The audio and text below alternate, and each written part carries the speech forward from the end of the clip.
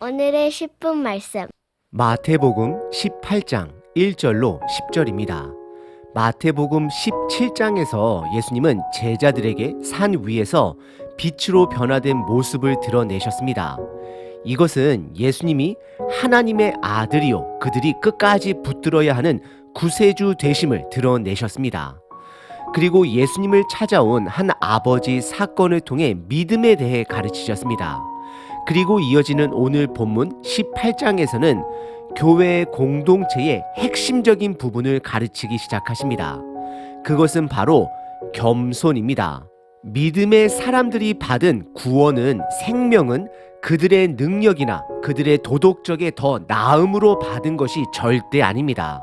받을 자격이 없는 자들이 예수님의 은혜로 받게 된 것입니다. 그래서 모두가 다 겸손해질 수밖에 없습니다. 하지만 그 은혜 안에 오래 머물다 보면 나의 능력, 나의 특별함을 드러내려고 합니다. 이런 부분들은 교회 생활을 오래 한 자들에게 많이 드러납니다. 한 가지 예로 그 당시 종교 지도자들은 다른 사람들보다 더 본인들이 우월하다라고 생각했습니다. 그리고 이스라엘 백성들은 다른 민족들보다 본인들이 더 특별하다라고 여겼습니다. 하지만 오늘 본문에 예수님은 특별한 것이 너희에게는 하나도 없고 너희들이 받은 생명은 받을 자격이 없는 자들에게 주어진 것으로 끝까지 겸손해야 함을 가르치십니다. 겸손은 믿음의 공동체의 뿌리가 되어야 합니다. 왜냐하면 어느 누구도 개인의 공로로 구원을 받은 사람이 없기 때문입니다.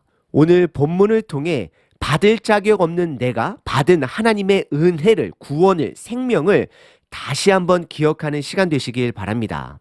오늘 본문은 크게 두 부분으로 나눌 수 있습니다. 첫 번째는 어린 아이와 같이 나약한 자가 되라 말씀하십니다. 두 번째는 공동체를 향한 경고입니다.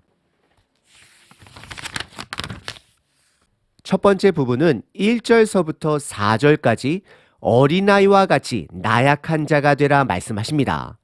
1절서부터 4절에 예수님은 어린아이를 불러 제자들 가운데 세우며 그들에게 겸손을 가르치십니다. 그리고 1절서부터 4절까지 다루는 겸손은 18장 전체의 뿌리가 됩니다. 그리고 그 겸손의 뿌리는 산상수훈의 가르침인 심령이 가난한 자, 애통하는 자, 온유한 자의 뿌리를 두고 있습니다.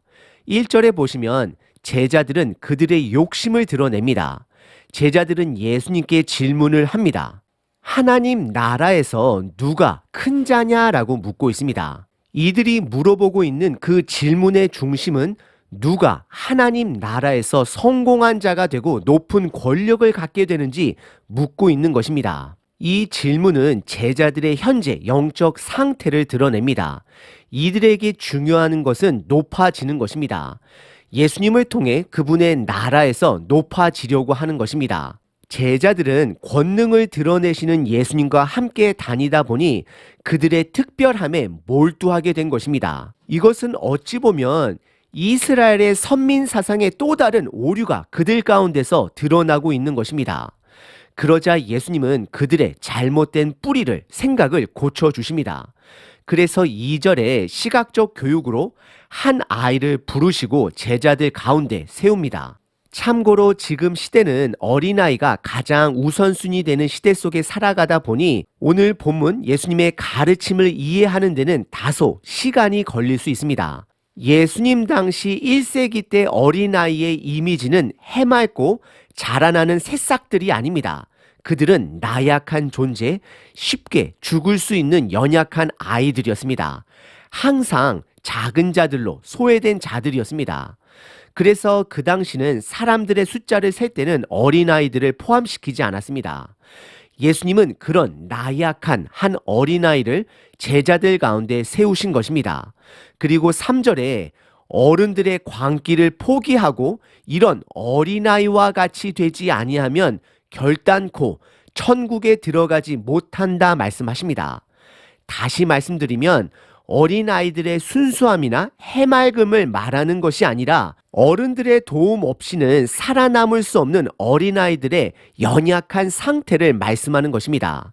5장 산상수훈에서 물질적으로나 영적으로 가난하기 때문에 지푸라기라도 잡고자 하는 가난한 자들의 심령을 말하는 것입니다.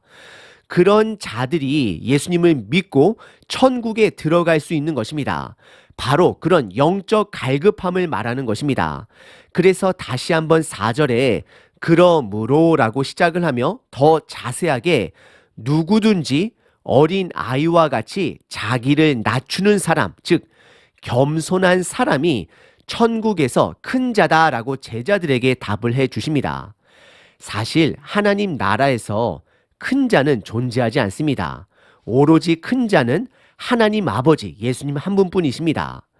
믿음의 형제 자매들 사이에서는 모두가 다 작은 자들입니다. 왜냐하면 모두가 다 자격이 없는 자들로서 하나님의 나라를 생명을 받은 자들이기 때문입니다. 오늘 본문의 첫 번째 부분은 제자들이 천국에서 가장 큰 자가 누구인지 물었습니다. 그리고 예수님은 어린아이와 같이 겸손한 자들, 낮은 자들이 바로 큰 자다라고 답을 해 주십니다. 두 번째 부분은 5절서부터 10절까지 공동체를 향한 경고입니다. 다시 말씀드리면 18장 전체는 1절서부터 4절에 어린아이의 가르침인 겸손의 뿌리를 둡니다. 그리고 겸손의 뿌리는 산상수훈 가르침의 뿌리를 두고 있습니다. 왜냐하면 하나님의 나라는 간절한 자들, 받을 자격이 없는 자들이 받은 나라가 되기 때문입니다. 그래서 겸손할 수밖에 없는 공동체가 되는 것입니다. 5절에 보시면 시작이 또라고 시작을 하며 누구든지 내 이름으로 이런 어린아이 하나를 영접하면 예수님을 영접하는 것이다 라고 말씀을 하십니다.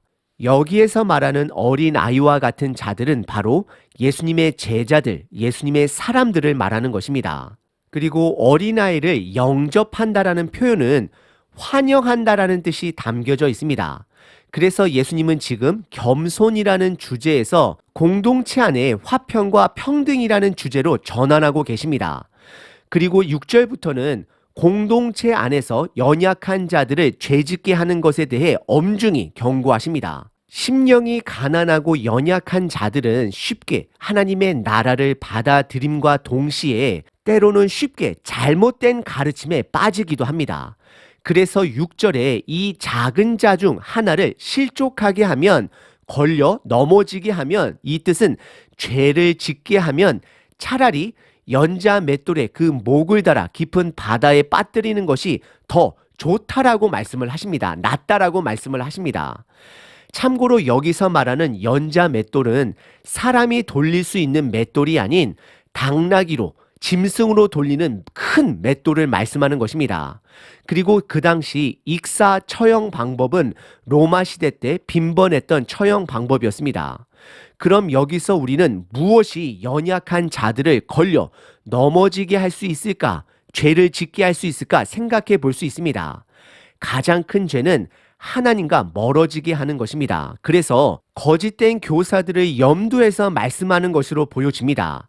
하지만 중요한 것은 누구든지 거짓된 교사가 될 수 있음 또한 우리들이 인지하셔야 합니다. 그래서 7절에 그런 자들로 인하여 세상에 화가 있다, 즉 심판이 있고 그런 자들이 없을 수는 없지만 남을 죄짓게 하는 자들에게는 하나님의 심판이, 화가 반드시 있을 것을 말씀하십니다. 그런 자들은 겸손을 잃어버린 영적 포식자들이 되는 것입니다. 그리고 이어서 8절과 9절에 그런 영적 포식자들을 신체의 가장 활발한 부분인 손과 발로 비유하며 내 손과 발이 너를 범죄하게 하면 찍어 내어버리라 말씀하십니다. 공동체 안에 거짓된 가르침은 누룩과 같은 것으로 과감히 잘라버려야 함을 말씀하십니다. 그래서 장애를 가지고 하나님 나라에 들어가는 것이 온전한 몸으로 지옥불의 심판을 받는 것보다 더 낫다라고 말씀을 하십니다. 그리고 다시 10절에 작은 자를 언급하시며 그런 자들을 업신여기지 말라 말씀하십니다. 여기서 작은 자들은 작게는 예수님의 제자들을 말하는 것이고 크게는 믿음의 형제 자매들을 말하는 것입니다. 서로 겸손하게 존중해 주어야 함을 말씀합니다. 오늘 본문 두 번째 부분은 예수님께서 공동체를 향한 경고입니다. 그 경고는 겸손을 상실한 영적 포식자들을 향한 경고가 되는 것입니다. 오늘 본문의 시작은 자신의 특별함에 몰두하는 제자들에게 겸손을 가르치셨습니다. 그리고 그 당시 가장 연약한 어린아이를 그들 가운데 세우시며 그와 같이 낮아져야 함을, 겸손해야 함을 가르치셨습니다. 겸손은 하나님 나라 백성들의 태도를 정의하는 유일한 생활 방식입니다. 다른 사람을 향한 겸손, 남을 섬기는 겸손입니다. 빌립보서 2장 2절에 보시면 사도 바울이 빌립보 교회를 향하여 마음을 같이하여 같은 사랑을 가지고 뜻을 합하며 한 마음을 품어 아무 일에든지 다툼이나 허영으로 하지 말고 오직 겸손한 마음으로 각각 자기보다 남을 높게 여기라라고 말씀합니다. 그렇습니다. 우리 모두는 받을 자격이 없는 자들이 예수님의 생명을 받은 자들입니다.